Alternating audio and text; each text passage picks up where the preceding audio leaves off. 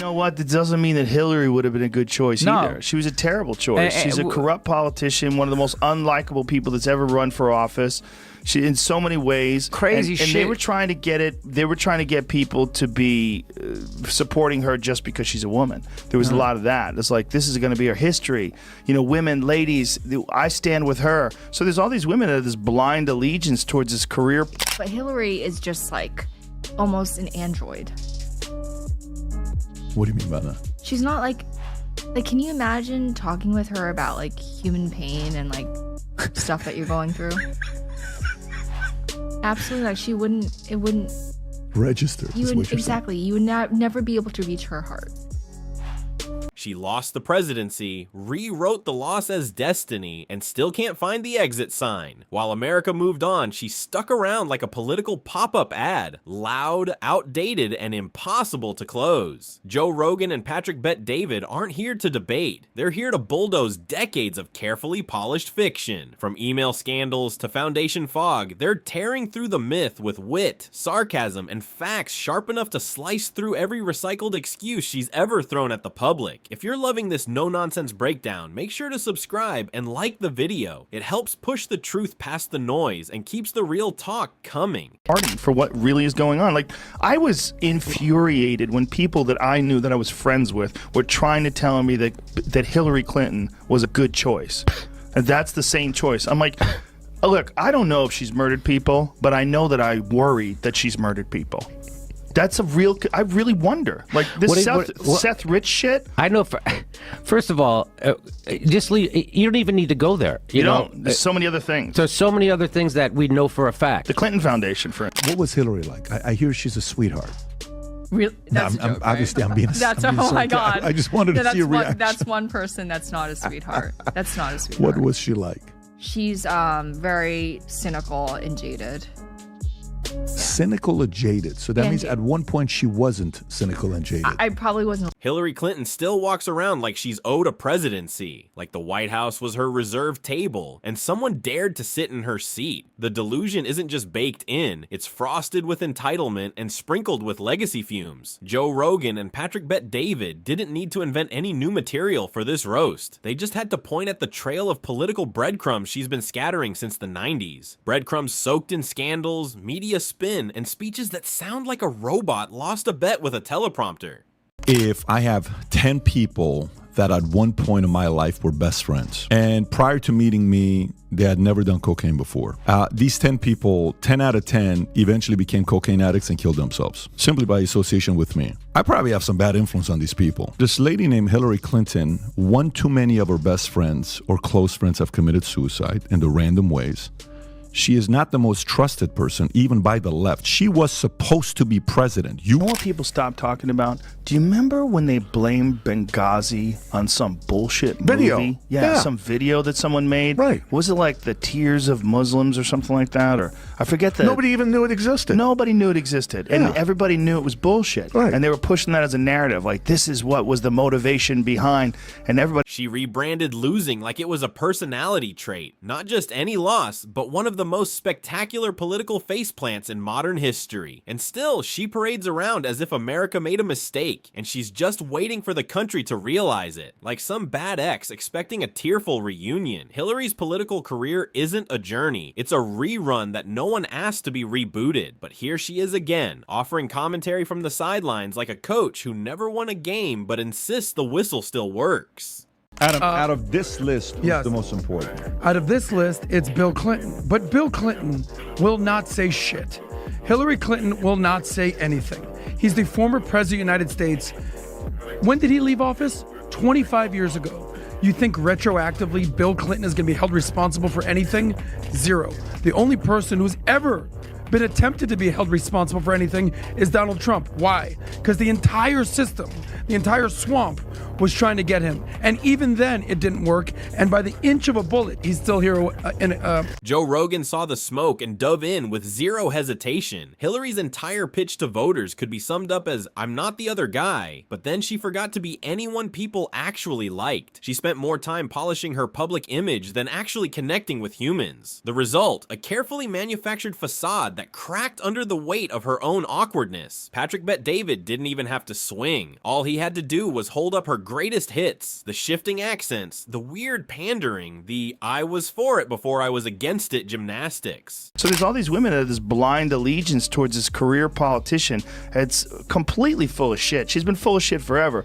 If you watch the conversation between James Comey, when James Comey testified about what he did and what they found with the Hillary Clinton emails, and then her version of it, she's just a straight liar. Yeah. She deleted 30. Let's talk about the email saga.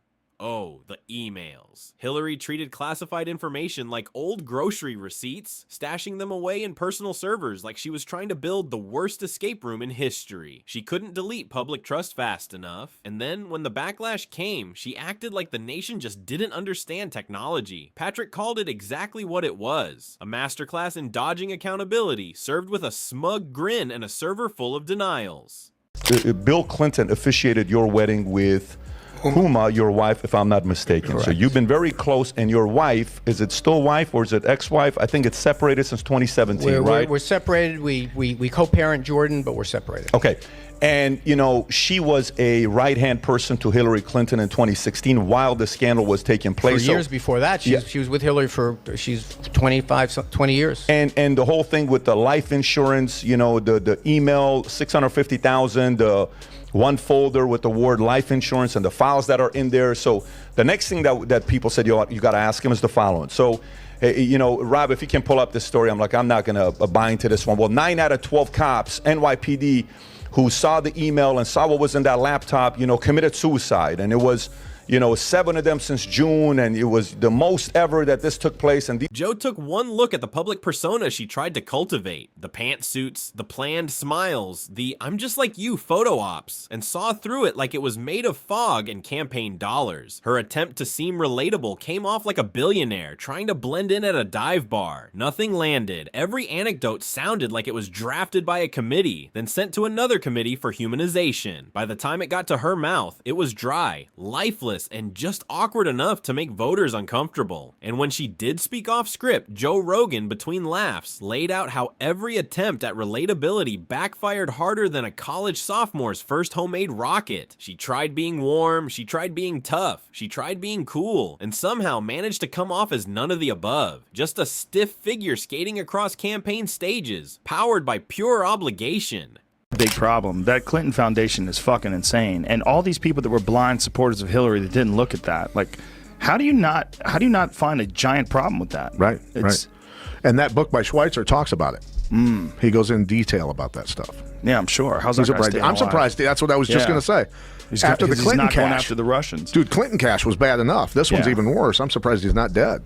I wonder how many people are actually. Joe pulled no punches. He laid into her foreign policy track record like it was a reality show elimination round. Libya disaster, Syria confusion. Her world tour of political missteps left more instability than a flipped Monopoly board. She was always ready with a speech, a smirk, and a slogan. Just never a plan that made actual sense. And yet, she stood there every time, chest puffed out like she just solved global warming while the world slowly caught fire behind her. And let's not forget the Clinton Foundation, a nonprofit that somehow raked in money like it was selling secrets instead of saving lives. Patrick didn't even have to speculate. The numbers spoke louder than her campaign rallies ever did. Foreign donations, shady connections, blurred lines between charity and influence. It wasn't a foundation. It was a cash funnel disguised as goodwill, as if disagreeing with Hillary was somehow an assault on equality.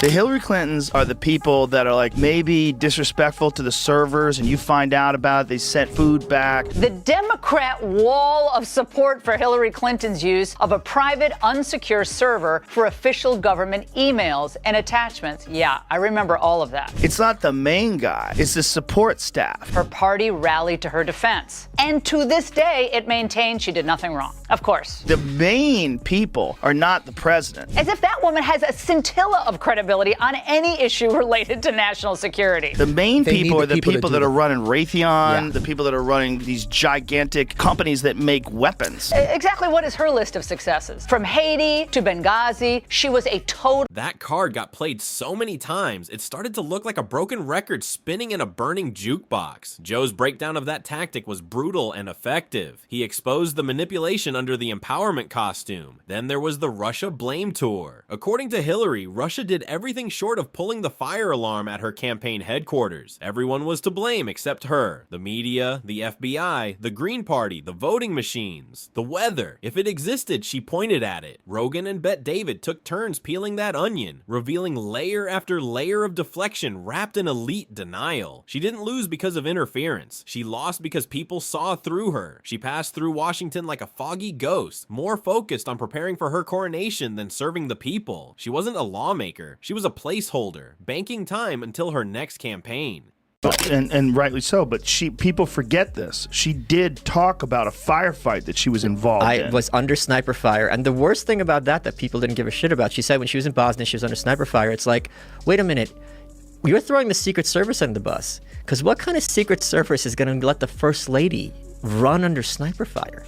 And she just basically. And when Benghazi came up, Hillary unleashed her finest political gymnastics: denial, dodging, selective memory. It was a full performance. Families wanted answers. The nation wanted clarity. What they got was a series of word salads that tasted like regret and poor judgment. Rogan shredded that moment as a turning point, where the mask slipped and people saw the cold, calculated indifference beneath the polished lines. It wasn't leadership. It was PR damage control dressed up as crisis management. Her media strategy was equally detached from reality. Hillary surrounded herself with a bubble of sycophantic defenses and consultants who acted like focus groups were more important than human instinct. Every move, every word, every nod of the head was manufactured. Let's just say she wasn't exactly a champion for truth. Her administration's stance was always to classify now and explain never. Anyone leaking information wasn't a patriot. They were a threat. So much for that transparency she loved to campaign on. So many other things. There's so many other things that we know for a fact. The Clinton Foundation, for instance. So,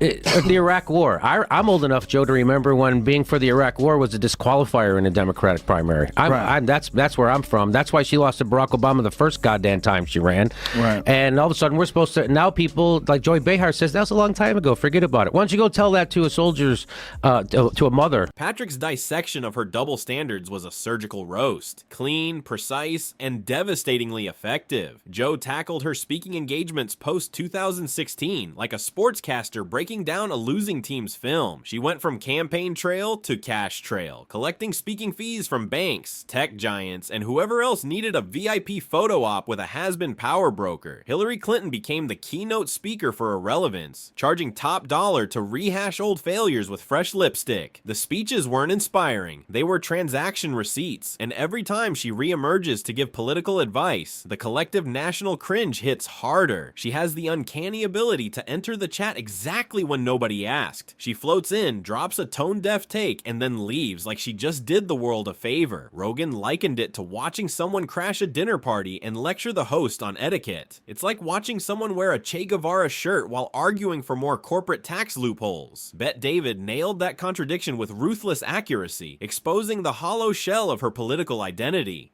What people stop talking about? Do you remember when they blamed Benghazi on some bullshit Video. movie? Yeah. Some video that someone made. Right. Was it like the Tears of Muslims or something like that? Or I forget the. Nobody even knew it existed. Nobody knew it existed, and Yeah. everybody knew it was bullshit. Right. And they were pushing that as a narrative, like this is what was the motivation behind, and everybody. And the worst part, she's still floating out the idea of running again, like some bad sequel no one greenlit, ready to tank ratings and attention spans everywhere. Joe and Patrick could barely keep straight faces. The idea of Hillary Clinton stepping into another race isn't just delusion. It's weaponized nostalgia from someone who refuses to read the room. The room left years ago, and she's still on stage rehearsing a monologue for an audience that changed the channel. She treats public rejection like a scheduling error, not a referendum, as if the entire world just missed their cue to cheer. But they didn't. They made their choice twice, and Hillary keeps pacing the stage like the cameras are just late to roll. Joe and Patrick close closed in on that stubborn refusal to exit the spotlight. It's not ambition, it's ego with a power complex. Even the DNC grew tired. Behind the scenes, there's a quiet relief every time she hints but doesn't commit. The party's moved on, the people have moved on, but Hillary, she's the political ghost haunting every election cycle, rattling chains of lost chances and broken narratives. Instead, they read it back to her with footnotes. They rigged the DNC, they rigged the primaries so that Bernie Sanders was going to lose. She had her people into the DNC that was crazy. Way in advance. That Donna Brazile book about it is mind-blowing. Yes. Yeah. The thing was, he was packing fucking stadiums. Yeah. She couldn't even fill a fucking high school gymnasium. Right. She was pulling all the strings, and she had all the favors that she was pulling in, and she had a shit ton of money behind her, and they were completely arrogant, and all the liberal elite in the media thought there was no chance that she was going to lose. She's 95% shoe-in to win the presidency, and she walked around like she was... And still, she lingers, waiting for the next camera, the next platform, the next round of applause that never comes. The roast isn't over because her ambition never sleeps, but neither do the roasters, and the punchlines keep writing themselves. She's still pacing the sidelines like a quarterback benched 3 seasons ago, clinging to the playbook no one's using. The more she talks, the louder the silence from voters gets. It's not that people forgot, it's that they've seen the rerun too many times. The same lines, the same spin, the same rigid performance pretending to be passion. Joe and Patrick didn't need a dramatic finale. They just pointed out how her story ends the same every time. Not the glass ceiling breaker she pitched, but the cautionary tale in a pantsuit who mistook ambition for connection and spin for leadership. The roast doesn't finish here because the Hillary saga keeps looping. Uninvited, unwanted, unstoppable. Joe and Patrick don't need to say goodbye. They just keep pulling receipts from a closet she swears is clean, and somehow it's always restocked.